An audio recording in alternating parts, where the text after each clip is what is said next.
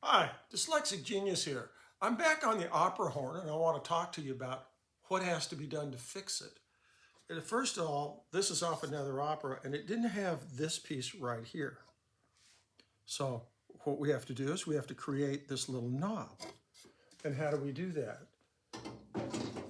First, we had a hole in here on the lock system, and you have to find out exactly how big that hole is before you start drilling and tapping and going nuts. So I used my pin set and I figured out that an 832 thread, wouldn't have to drill it out, but it would tap through that hole for me. So I figured that out, and then I fixed this, and then we filed out these holes so when everything goes together, it'll fit nicely for them. So what you have to do after all that work is you're going to need a piece of brass like this, 1/4 inch, and out of that, on a lathe, you will create a new little holder piece nipple thing on it. But at first I had to create an arbor or holder that I tapped 832 to hold the brass in after I threaded it first, and then I created all this by using jeweler files like this. And it's all handwork working it. So when you do all this, you take this horn.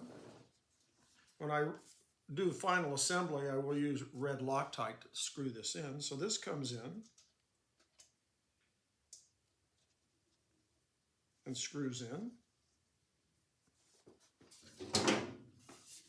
And now you can see an original against one that I've already created on the lathe. And this takes a lot of work and a lot of math. And then we will walk over to the horn.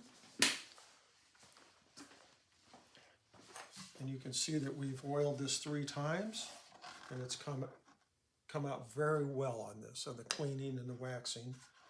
So now we set this in.